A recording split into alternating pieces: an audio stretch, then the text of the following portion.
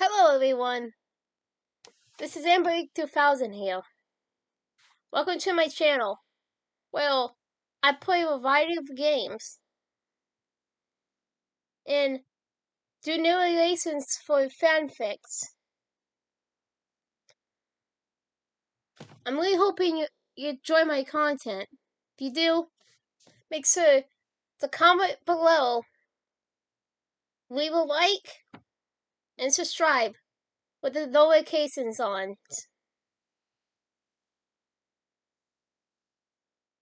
Right, so next time, this is AmberAnkNA. Welcome to my channel. So, hi. It's a Viral Life. Chapter 6. School continued on normally. It never crossed Trask's mind that Hamilton would hear of him spending Hillman's list, plus making sure he paid the price. But Trask had other things on his mind. Today was the first day of killing tests.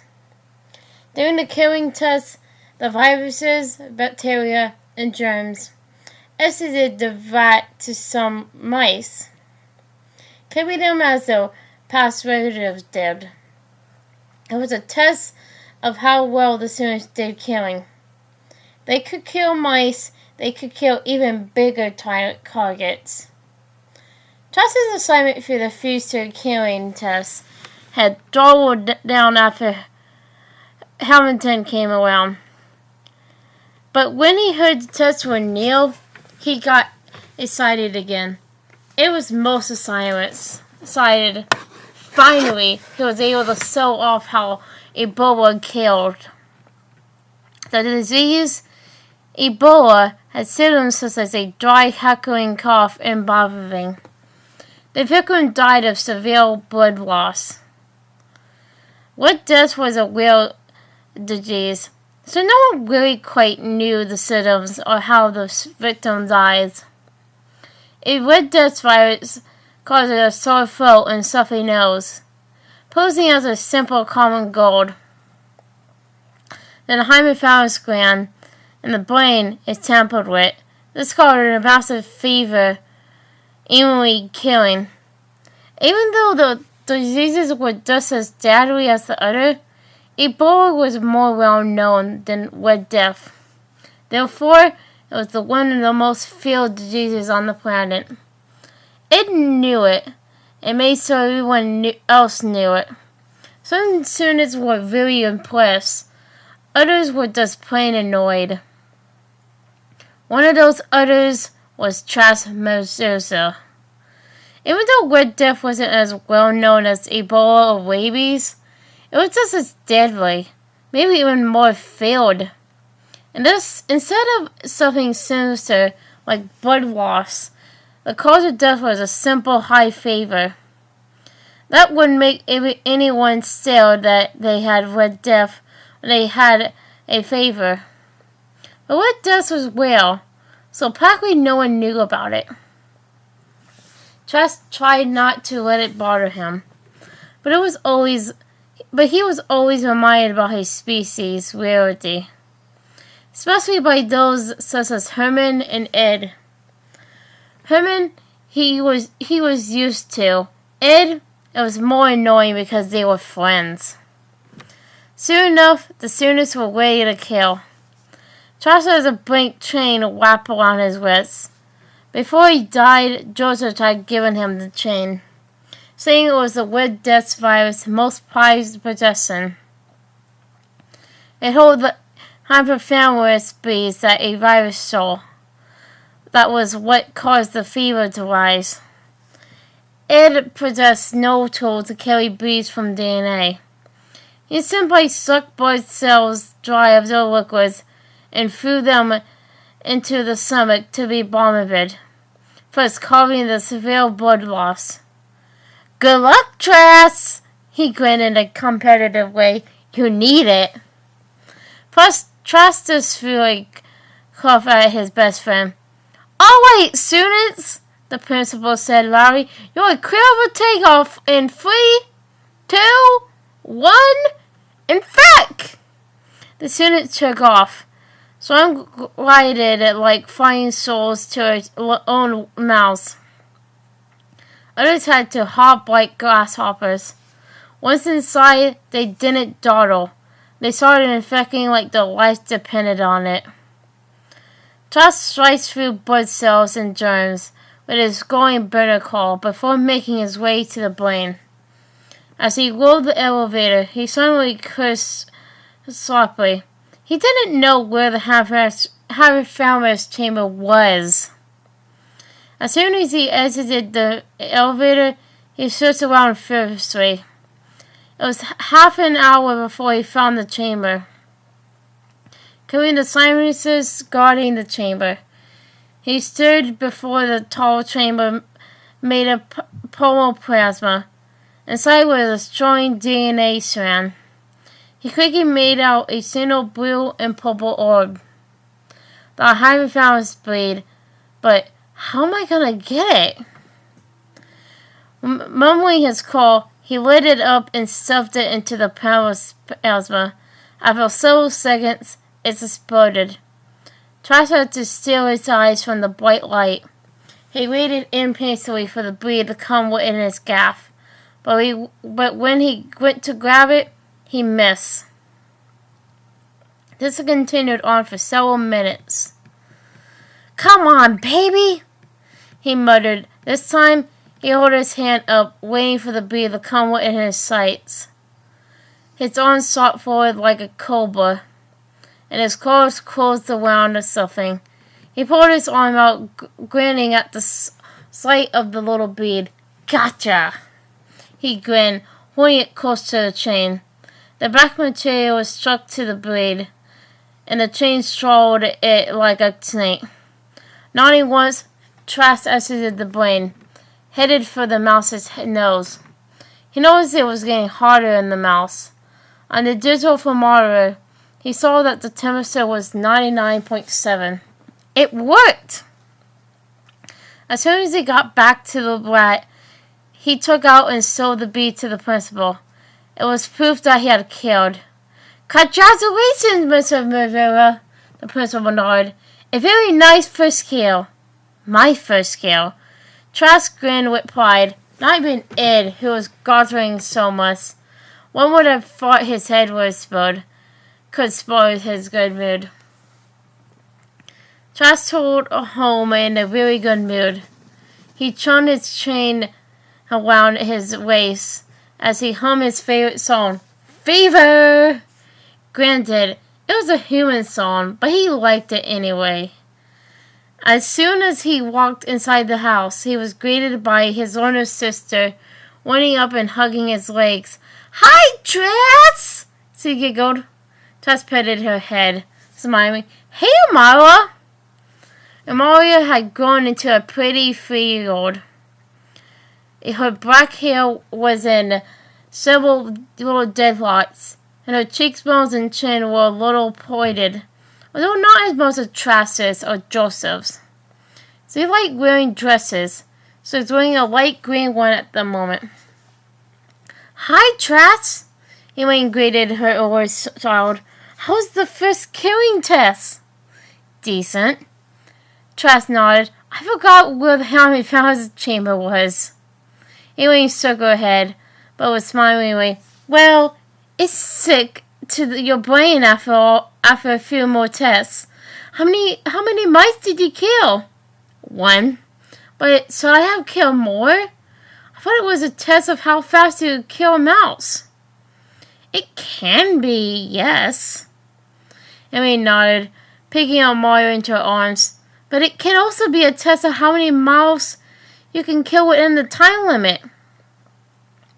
Before Trask could say anything else, there were walls bolts. They turned towards it to see Hamilton laying against the doorway, grinning. Not a good sign. "Well, hello, Trask." Before the young virus senpai nodded in a return greeting. "So, I heard you got in trouble at school today." Evelyn's gaze. Trask explained. "Herman tried to punch me first.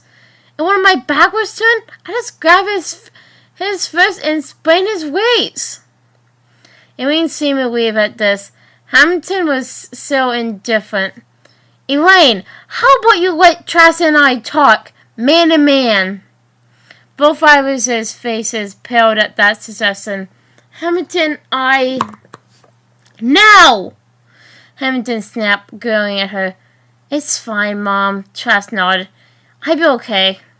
Solemnly, nervously, Elaine left the room in regret. So, you sprained his wrist, Hamilton asked, strolling over to Trask. His hand was behind his back. Trask nodded, trying not to let the fear show in his eyes. He tried to throw the fist punch. Of course he did. You know, Trask, I'm thinking today that you're getting kind of old for the belt. A flutter of hope rose in Trask's heart. So you're gonna stop using it? He asked hopefully. Oh, I thought using the belt, Trask? The young virus hopeful smiled person melted away. Something was up. It's just that I'd be using something else to discipline you. Something that hopefully make the message sit. Perhaps literally. It's a perfect time to test it out. Looking at his lips nervously, Trask asked, not sure if he wanted to know the answer. What's this thing you'll be using? With a nasty grin, Hamilton revealed his hiding hand. In its claws was a handle measuring a foot long. At the end was a long tail that slowly tempered at the end. A whip. Trask's eyes widened in horror. He felt like throwing up. Hamilton was planning to discipline him with a whip. Like an animal? Did Elaine know? While he was still frozen, Hamilton grabbed his shoulder and threw him over the back of the couch. He pulled the back of the shredder up. Maybe this make the message sick. Trask closed his eyes shut, waiting for the pain. With a loud crack, the whip struck across his back. Trask's eyes popped open as he hissed in pain. It sounded something terrible. He actually felt the whip slice his skin open. This was worse than the belt. Crack! The whip bit through his back again. Trask let out another yelled hiss, gripping the towels with his claws tightly. As he was continued to be disciplined, Trask never cried out in pain.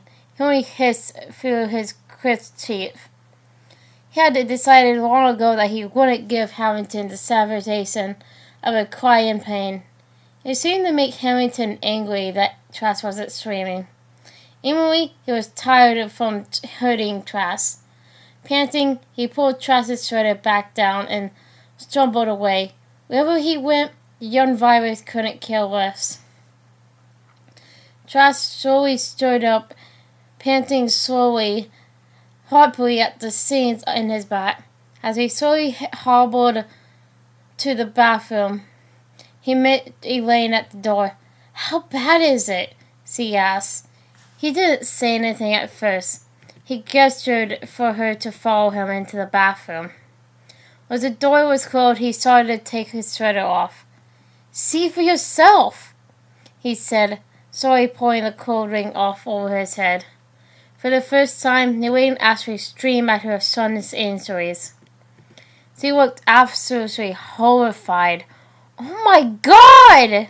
She gasped. Trask, what did that bastard do to you? Trask turned so he was facing away from the mirror and looked over his shoulder. What he saw nearly made him sick. There were lacertations across his back, and they were all bleeding. They crisscrossed across his back, overlapping another. They looked very ugly. Trask? Elaine spoke up. Sighing bitterly, he answered her previous question. Did you know he has a whip? Whip? Elaine whispered, visibly paling. He beat you with a whip? At Trask's nod, she sat on the closed toilet as tears began to run down her face. She buried her face in her hands and just sat there, crying. Trask stirred in silence until Elaine stood up and wiped the tears away. Let me see it. We need to treat them before they get infected. That be ironic. Trask coughed, but turned anyway. Elaine wept a little, but nevertheless treated the wounds as usual. They stung even worse than before. Trask bit his lip and groaned until they were all treated.